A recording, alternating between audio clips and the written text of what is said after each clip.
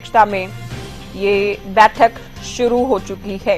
इस वक्त की ये बड़ी खबर चंडीगढ़ से आपको दे रहे हैं। हरियाणा सिविल सचिवालय में चौथे फ्लोर पर कमेटी रूम में सीएम अपने कैबिनेट के साथ बैठक कर रहे हैं। सीएम की अध्यक्षता में कैबिनेट की पहली बैठक, तो कैबिनेट की पहली बैठक शुरू हो चुकी है। आज बैठक में जो चर्चा होगी, आज बैठक में जो फैसले लिए जाएंगे, पहली कैबिनेट में क्या होता है, पहली कैबिनेट की बैठक में क्या होता है, पहली कलम से क्या फैसले लिए जाते हैं, वो अपने आप में यादगार हो जाते हैं। उसके बाद तो रूटीन का काम हो जाता है कि कैबिनेट बैठती है, कैबिनेट बैठक होती है, एजेंडाज रखे जाते हैं, कैबिनेट चर्चा करती है और जो सहमति बनने के बाद कैबिनेट मुहर लगा देती है उन फैसलों पर। तो वो प्रदेश हित में जो कि सरकारी दावा करती हैं, फैसले लिए ही जाते हैं। कुछ बदलाव भी अगर करना होता है तो वो भी कैबिनेट की ओर से। लेकिन पहली बैठक जो होती है वो तुलनात्मक रूप से है ही अहम, इसमें कोई दो राय नहीं। इसमें चर्चा तो होगी ही, साथ ही आज क्योंकि कार्यभार भी मंत्री संभालने वाले हैं, कार्यालय भी अलॉट किए जा चुके हैं 8वें फ्लोर पर। ये चौथे फ्लोर की तस्वीरें हैं, 8वें फ्लोर पर कार्यालय मंत्रियों को मिल चुके हैं। तो कैबिनेट बैठक शुरू हो चुकी है, ये अपडेट है। तो हम चर्चा कर रहे थे कि जो चर्चा होगी, फैसले लिए जाएंगे, वो तो अपने आप में महत्वपूर्ण है ही। साथ ही आज कार्यभार संभालने जा रहे हैं मंत्री और पोर्टफोलियो भी आज ही मिल सकते हैं। सत्र को लेकर भी बैठक में ही चर्चा होती है, ये आप जानते हैं। पहला सत्र जो बुलाया जाता है, क्योंकि कैबिनेट शपथ ले लेती है, तमाम विधायक शपथ लेते हैं, प्रोटेम स्पीकर उन्हें शपथ दिलाते हैं, स्पीकर का चयन होता है। तो अभी स्पीकर, डिप्टी स्पीकर को लेकर हालांकि तस्वीर थोड़ी धुंधली है और बहुत जल्दी तस्वीर भी साफ होने जा रही है, क्योंकि सेशन बुलाया जाएगा। और तो कुल मिलाकर बैठक शुरू हो गई है। बैठक में पहली कैबिनेट में जो चर्चा, जो फैसले और सेशन बुलाया जाना, पूरी जो प्रक्रिया सिलसिलेवार ढंग से होगी, इस पर पूरे ही प्रदेश की निगाहें हैं। सबसे ज्यादा रुचि, सबसे ज्यादा दिलचस्पी ये जानने में है कि मंत्री तो शपथ ले चुके हैं, लेकिन किस मंत्री को कौन सा विभाग मिलने जा रहा है, इसको लेकर थोड़ा इंतजार अभी बाकी है।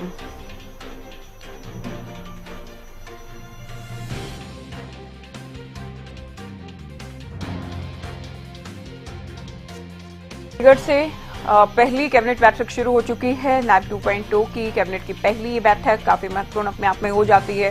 चर्चा तो होगी, साथ ही सेशन बुलाए जाने को लेकर भी तारीखें निर्धारित की जाएंगी, कार्यभार संभाला जाएगा, विभाग भी आज ही मिल सकते हैं। तो ये तमाम बातें हम बार बार आपको बता रहे हैं, जानकारी हम आपको दे रहे हैं जब तक पोर्टफोलियो सामने नहीं आ जाते हैं। तो ये बड़ी खबर आपको बता रहे हैं कि बैठक शुरू हो चुकी है। तो इससे पहले हम चर्चा कर रहे थे कि 8 अक्टूबर को जो हुआ वो तो ऐतिहासिक था ही। कोई पार्टी, हरियाणा का अपना, हर एक राज्य के वोटर्स का अपना मिजाज होता है। कोई बदलाव के लिए वोट करता है, कोई जिताने के लिए वोट करता है, कोई हराने के लिए वोट करता है, कोई नया विकल्प आ जाता है तो कोई राज्य, उसके वोटर्स उस विकल्प को आजमाते हैं। तो हरियाणा नया आजमाने में तो हरियाणा बिल्कुल भी आप मान सकते हैं कि इस तरह की दिलचस्पी रखता ही नहीं है। हरियाणा में आप जानते हैं कांग्रेस शुरुआत से मजबूत रही थी। उसके बाद अलग अलग रीजनल पार्टीज की बात करें तो केवल लोकदल के अलग अलग स्वरूप जो हमने देखे, ताऊ देवीलाल की पार्टी इनेलो ही सरवाइव कर पाई थी। उसके अलावा कोई पार्टी बनी भी अगले चुनाव तक, 1-2 चुनाव तक, किसी के 1 विधायक बने, 2 बने, कोई कभी बनी तो एक सरकार में। हम जब हवीपा की हम बात करते हैं, हाजिका की हम बात करें, तो रीजनल पार्टीज का हरियाणा में कोई बहुत अच्छा सर्वाइवल नहीं रहा, इनेलो के अलावा, जो कि आज बहुत बुरी स्थिति में भी है, इसमें कोई दोहराई नहीं। बीजेपी 2014 में आती है बहुमत के साथ, ये ऐतिहासिक था। प्रचंड लहर थी पीएम मोदी की, करिश्माई, जो कि बीजेपी के समर्थक मानते हैं, करिश्माई नेतृत्व में पहली बार पूरे देश में जब लहर थी। तो और लोकसभा चुनाव के ठीक बाद हरियाणा के चुनाव होते हैं और उनकी झलक देखी जाती है हरियाणा के चुनाव पर। और हरियाणा के चुनाव को लेकर एक जो धारणा है, जो कि इस बार भी साबित हुई है कि दिल्ली में जो सरकार, दिल्ली सरकार की हम बात नहीं कर रहे हैं, हम केंद्र सरकार की बात कर रहे हैं, दिल्ली में जो सरकार होती है, हरियाणा में भी वो पार्टी सरकार बना जाती है। ये देखा गया है और इस बार भी ये सही साबित हुआ कि 2014 की हमने बात की 47 सीटें, 19 में सिंगल लार्जेस्ट पार्टी 40 विधायकों के साथ, गठबंधन के साथ मिलकर निर्दलियों का भी हालांकि समर्थन था, हलोपा का भी समर्थन था, हलोपा भी एनडीए का घटक है, ये भी आप जानते हैं। तो सरकार बना ली जाती है। 2024 में कहा जा रहा था एंटी इनकम्बेंसी है, कोई पार्टी तीसरी बार तो रिपीट कर ही नहीं सकती, तीसरी बार तो सत्ता में आ ही नहीं सकती है, लेकिन सत्ता में आई भी, शपथ ग्रहण समारोह भी हो चुका है पहले से अधिक बहुमत के साथ, 48 सीटों के साथ। कल शपथ ग्रहण समारोह हुआ। आज कैबिनेट की पहली बैठक जो कि बुलाई भी जाती है, बुला ली गई है। बैठक शुरू हो चुकी है, बैठक में काफी महत्वपूर्ण चर्चा इस वक्त। चलिए, हरियाणा बीजेपी प्रवक्ता नेहा धवन हमारे साथ जुड़ गई हैं। स्वागत है आपका हरियाणा न्यूज पर। धन्यवाद ज्योति। कल भी आपसे बात कर रहे थे शपथ ग्रहण समारोह को लेकर, उसके बाद जो अपडेट था भर्तियों के रिजल्ट को लेकर जो कि कहा वो कर दिखाया नायब सिंह सैनी ने, एक संदेश पूरे हरियाणा में गया। लेकिन आज की जब हम बात कर रहे हैं नेहा जी, कैबिनेट की पहली बैठक होने जा रही है, क्या कोई बड़ा फैसला ऐसा लिया जा सकता है जो कि मील का पत्थर साबित हो, या इससे एक संदेश ये जाए कि सरकार की आने वाले 5 साल में क्या प्राथमिकताएं रहने वाली हैं हरियाणा वासियों के लिए? ज्योति जी, निसंदेह ये जो तीसरी बार ऐतिहासिक जीत हरियाणा प्रदेश में भारतीय जनता पार्टी की जो सरकार बनी है, उस ऐतिहासिक जीत के बाद ऐतिहासिक फैसले जो है इन 5 वर्षों में लिए जाएंगे और भरपूर फैसले लिए जाएंगे। पहली बैठक जो है वो आरंभ हो चुकी है। माननीय मुख्यमंत्री नायब सिंह सैनी जी सिविल सचिवालय भी पहुंच गए थे और बाकी सब जो मंत्रीगण हैं जिन्होंने शपथ ली है वो भी पहुंचे हुए हैं। और इस बैठक के दौरान जो है जरूरी है कि अब आगे के जो 5 वर्षों की रूपरेखा रहेगी, सरकार किस और काम करेगी और किन किन क्षेत्रों में किस तरह के आपने सही कहा कि मील का पत्थर साबित हो, ऐसे कुछ फैसले जो है बड़े काम शुरू करने की बात जरूर चर्चा में आएगी। और ये भी हो सकता है कि विधानसभा सत्र जो है वो जल्दी बुलाया जाए। हो सकता है, संभवत है, अभी कयास है कि मैं आपको एग्जैक्ट इन्फॉर्मेशन नहीं दे सकती क्योंकि वो बैठक के बाद सूचना आएगी, लेकिन ऐसा हो सकता है कि सोमवार या मंगलवार को विधानसभा का सत्र भी, पहला सत्र जो है सरकार का, वो संभव है और उस बुलाया जा सकता है। और उस सत्र में सभी विधायक जो हमारे नियुक्त हुए हैं उनको शपथ दिलाने का भी कार्यक्रम जो है वो हो सकता है। अभी तक यही बैठक के विषय में महत्वपूर्ण सूचना है। और इस आपकी बात बिल्कुल ठीक है। सूचना अगर आप देना चाहें, हालांकि बीजेपी वाले बताते नहीं है कुछ भी, पोर्टफोलियो क्या आज ही मिल सकते हैं? कोई बदलाव हो सकता है इसमें? आज ही विभाग मिल जाएंगे मंत्रियों को? आपके पास क्या जानकारी? उम्मीद की जा रही है कि आज ही पोर्टफोलियोज नियुक्त उनको मिल जाएंगे, क्योंकि सभी मंत्रीगणों को जो है कल देर रात तक जो उनको आवास आवंटन था वो प्रक्रिया जारी थी। और ये संभवतः बात आज हो सकती है कि डिपार्टमेंट्स भी आज उनको अलॉट हो जाएं। सब ठीक ठाक रहेगा कैबिनेट में? क्योंकि अनिल विज भी हैं, सीएम के ठीक बाद शपथ ली है। थोड़ी खटपट, थोड़ी नाराजगी जरूर थी जब नायब सैनी को पहली बार सीएम बनाया गया 12 मार्च को। नहीं, मुझे नहीं लगता ज्योति कि इस तरह की कोई बातचीत जो है अब चर्चा में आनी भी चाहिए, क्योंकि आपने देखा था अनिल विज जी बहुत ज्यादा खुश थे। और कैबिनेट का जो स्वरूप इस बार बनाया गया है उसमें आप देखिए कि युवा से लेकर और जो पार्टी के बहुत पुराने कद्दावर नेता अनिल विज जी तक इसमें शामिल हैं और हर वर्ग से और हर उम्र के जो व्यक्ति हैं वो शामिल हैं। तो अलग तरह का जो एक्सपीरियंस सभी को है, उनके एक्सपीरियंसेस से जो ये 5 वर्षों की भारतीय जनता पार्टी की सरकार चलने वाली है वो बहुत अच्छा काम और सफल सरकार चलाएंगे 5 वर्षों में। आपको ये 5 वर्ष जो है वो पिछले जो बीते हुए 10 वर्ष हैं उनसे भी भिन्न नजर आएंगे। ये कैबिनेट एकदम सशक्त कैबिनेट है और इसमें हर चीज का ध्यान रखकर कैबिनेट का सिलेक्शन किया गया है। विभागों को लेकर हालांकि सीएम का अपना प्रेरोगेटिव होता है और चर्चा हालांकि हाईकमान से भी होती है, इसमें कोई डाउट नहीं है। तो क्या वरिष्ठता को जहन में रखा जाएगा कि जो कई बार के विधायक हैं, जो कई बार चुनकर आए हैं या जो पहले भी मंत्री रहे हैं, उनके आधार पर जो नए पहली बार विधायक बने, पहली बार में ही मंत्री बन गए, तो क्या उनके विभाग तुलनात्मक रूप से छोटे रहेंगे या ये कोई ग्राउंड नहीं रहेगा? क्या कहेंगे? ज्योति जी, निश्चित तौर पर जिनको जो एक्सपीरियंस है और जिनका काम जो है वो अच्छा निकल कर आएगा जिस भी विभाग में, उनको वही पोर्टफोलियो दिया जाएगा। चाहे हम यूथ खेल मंत्रालय की बात करें, चाहे हम एजुकेशन की बात करें, तो इस तरह के जो विभाग हैं वो उनसे संबंधित जो अभी कैबिनेट में आए हैं, शामिल हुए हैं, उनको दिए जाएंगे निश्चित तौर पर। और जिनका पहले का जो एक्सपीरियंस रहा है मंत्रालय का, उसको भी देखा जाएगा। तो अभी ये कह पाना तो संभव नहीं है कि किनको कौन सा मंत्रालय दिया जाने की बात सोची जा रही है। ये कुछ ही देर का समय अब बाकी है, आपके सामने जल्द ही सूचना सबके सामने आ जाएगी और निश्चित तौर पर सशक्त व्यक्ति सशक्त मंत्रालय को संभालेंगे। और जितना कैबिनेट है वो आप अपने आप में ही बाकी आप देखिए कि 90 में से इनको चुना गया है। तो आप जानती हैं कि भारतीय जनता पार्टी की रूपरेखा जो रहती है वो बहुत ही निर्णायक भूमिका में रहती है और निर्णायक फैसले होते हैं और इस फैसले के बाद इनको चुना गया है, तो निश्चित तौर पर मंत्रालय भी उनके अनुरूप ही दिए जाएंगे। अच्छा, जो कैबिनेट के स्वरूप की आप बात कर रही थी नेहा धवन जी, 11 कैबिनेट मंत्री बनाए गए हैं, केवल 2 राज्य मंत्री रखे गए हैं स्वतंत्र प्रभार। इसके पीछे क्या सोच रही होगी? सारी टीम को साथ लेकर सारी टीम को खुश रखने में यकीन रखते हैं नायब सिंह सैनी? देखिए, इसमें ना हम खुश रखने की बात को नहीं सोच सकते हैं, क्योंकि सरकार किसी को खुश रखने के लिए नहीं चलती है। सरकार चलती है कि ऐसे व्यक्तियों का चयन किया जाए और उनको उस पोर्टफोलियो पर रखा जाए जिस पोर्टफोलियो में उनकी क्षमताएं बाहर निकल कर आए और वो 100% अपने काम को निभा सकें और उसको सफलता से पूरा कर पाएं, जो जिम्मेदारी उनको दी जाती है। तो यहाँ किसी व्यक्ति विशेष को खुश करने का मैटर नहीं रहता है, क्योंकि सफल सरकार तब बन पाएगी जब प्रत्येक व्यक्ति का 100% से ज्यादा काम निकल कर आएगा। बिल्कुल, हाँ, क्योंकि केवल 2 ही एमओएस रखे गए हैं। नायब 1.0 की तुलना में हम बात करें तो राज्य मंत्री कम है, इसलिए भी ये सवाल मैं पूछ रही थी। कांग्रेस प्रवक्ता सुरेश रोड साहब हमारे साथ जुड़ गए हैं। स्वागत है आपका हरियाणा न्यूज पर। कल नायब सरकार शपथ ले चुकी है रोड साहब, आज कैबिनेट की पहली बैठक हो रही है। क्या उम्मीद कर रही है मुख्य विपक्षी पार्टी कांग्रेस हरियाणा सरकार से इस बार? देखिए, सबसे पहले हरियाणा प्रदेश के मुख्यमंत्री और उनके मंत्रिमंडल सहयोगियों को कांग्रेस पार्टी की तरफ से हम बधाई और शुभकामनाएं प्रेषित करते हैं और उम्मीद भी रखते हैं कि वो इस बार पहले की खट्टर साहब के रास्ते पे न चल के उन कल्याणकारी कार्यों को महत्व देंगे। ये हमारी उम्मीद भी है और शुभकामनाएं भी हैं। और दूसरा, इसके बारे में तो हम कुछ ज्यादा नहीं कह सकते कि बीजेपी का एक पार्टी का इंटरनल मैटर है, तो हम तो बधाई दे सकते हैं और उम्मीद रख सकते हैं कि वो अच्छा काम करे सरकार। और जहां जनता के लिए सरकार एक कदम आगे बढ़ाएगी, विपक्ष के तौर पर कांग्रेस पार्टी 2 कदम आगे बढ़ाएगी, ये आश्वासन भी देती है। नया धवन जी, उम्मीदों पर खरा उतरेंगे? एक तो हरियाणा की जनता की उम्मीदें भी बहुत हैं, तीसरी बार मौका दिया, जो कभी किसी को मौका नहीं दिया वो बीजेपी को दिया है हरियाणा की जनता ने।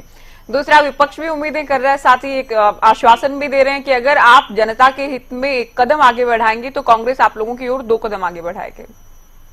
देखिए, मैं सुरेश रोड साहब को एक बात कहना चाहूंगी ज्योति जी, कि आज के अभी तो हमारी जो है सरकार, कल हमने शपथ ग्रहण की है, बनी है, और मुझे लगता है कि रोड साहब को इतना नेगेटिविटी अभी नहीं पालनी चाहिए अपने दिमाग में। और जिस तरह से वो ये नसीहत दे रहे हैं कि माननीय मुख्यमंत्री, पूर्व मुख्यमंत्री मनोहर लाल जी के नक्शे कदम पर नहीं चलेंगे, आपको मैं एक बात बता दूं, वो भी रोड मैप पर ही चलेंगे सुरेश जी, क्योंकि उन्होंने जो रास्ता दिखाया, उनके रास्ते के बिना 10-9.5% सफल सरकार चलाने का जो उनका रोड मैप है। नया धवन जी ये कह रहे हैं नेगेटिविटी नहीं है, ये इनका एक सुझाव है कि वो अपनी सोच से काम करें। अपना सुझाव मुझे लगता है इनको अपने पास रखना चाहिए, क्योंकि आपके सुझाव आपके लिए सकारात्मक हो सकता है, लेकिन वो भारतीय। सुरेश जी, बीच में नहीं बोले ना, मैं आपकी बात के बीच में नहीं बोली थी। जब आपने ये बात बोली थी मैं तभी भी बोल सकती थी। आप सुनिए प्लीज, एक बार मेरी बात को पूरा होने दीजिए। मैं फिर कहूंगी ज्योति जी कि नकारात्मकता सुनने वाले को भी समझ में आती है। जो ये डिबेट सुन रहा होगा वो भी समझ सकता है कि सुरेश जी ये पॉजिटिविटी में कह रहे हैं या नकारात्मकता में कह रहे हैं। और मैं आपको एक बात बता दूं, नायब सिंह सैनी जी आज भी मुख्यमंत्री जी को अपना राजनीतिक गुरु मानते हैं और वो मानते रहेंगे। उनकी नजरों में उनका जो सम्मान है वो आपके इन वाक्यों से कम नहीं होने वाला है। और जो रोड मैप उन्होंने तैयार किया था हरियाणा प्रदेश को लेकर, वो रोड मैप बहुत बढ़िया रोड मैप था, उसमें कोई कमी और खामी नहीं थी। भारतीय जनता पार्टी के प्रवक्ता होने के नाते और एक कार्यकर्ता होने के नाते मैं आपको इस बात का आश्वासन दिलाती हूँ, वो हमारे बड़े हैं और उनका विजन बहुत स्ट्रांग था। दूसरी बात, अगर कांग्रेस 2 कदम हमारी तरफ बढ़ाती है, ये उनका विपक्ष होने के नाते धर्म है, उनको बढ़ाना भी चाहिए। लेकिन जिस तरह से लोगों ने उनको नकारा है, जिस तरह से लोगों ने उनको रिजेक्ट किया है, इस बात का भी ध्यान रखना चाहिए। उनको हमारी तरफ 2 कदम बढ़ाने की बजाय लोगों को अपनी तरफ करने के लिए कदम बढ़ाने की ज्यादा विशेष सोचना चाहिए। वो लोगों ने हमारे को ही वोट दिया है। नेहा भी हम बिल्कुल, पे जाना नहीं चाहते। आपको वोट दिया होता, अगर आपको वोट दिया होता तो कल शपथ ग्रहण समारोह में मुझे लगता है अभी भी आपकी आंखें खुली नहीं है। अभी सुप्रीम कोर्ट जा रहे हैं। कल ईवीएम ने पार्टिसिपेशन किया था क्या शपथ ग्रहण समारोह में? भाई साहब आपके बराबर वोट है मेरा 39%। सुरेश जी, बहस करने का विषय नहीं, दबाव था, हम उस चीज पर जाना नहीं चाह रहे थे आज, लेकिन आप बीजेपी की कब्र खोदने में लगी है, इसलिए मुझे बातें बोलनी पड़ी है। आप जैसे लोगों ने कांग्रेस का नुकसान किया है, आप जैसे लोगों ने कांग्रेस, अभी तो आप लोग बहस मत कीजिए, 5 साल हैं, डिबेट्स होती रहेंगी। आप लोग रोजाना ही आप लोगों को अलग अलग मुद्दों को लेकर लाइन पकड़ रही है। ज्योति जी आप देखिएगा, आपके कहने मैंने बड़े अच्छे शब्दों में इनको बधाई दी और ये कौन सी लाइन पकड़ रही है। ये मेरा ख्याल मनोहर लाल खट्टर का गुणगान करके बीजेपी की मुश्किलें बढ़ाएगी। नहीं, मनोहर लाल भी तो बीजेपी के नेता है रोड साहब, 9.5 साल तक सीएम रहे, केंद्र में वरिष्ठ मंत्री है कि मनोहर लाल खट्टर एक बार हाथी आए थे कई साल पहले। सुरेश जी कैसी बात कर रहे हैं आप तो घटिया बात पर उतर आए, करेंगे क्योंकि वो हाथी आप तो घटिया बातों पर उतर आए हैं सुरेश जी। आप घटिया बातें मत करिए, आपको शोभा नहीं देती है घटिया बातें करना, आप तो घटिया बातों पर उतर आए हैं। आप तो अपना पर्सनल ओपिनियन अपनी जेब में रखिए, अपना पर्सनल ओपिनियन सुझाव अपने जेब में रखिए। आप तो ये बात देखिए, इससे आपकी गलत विचार, आपके नकारात्मक विचार सामने आ रहे हैं।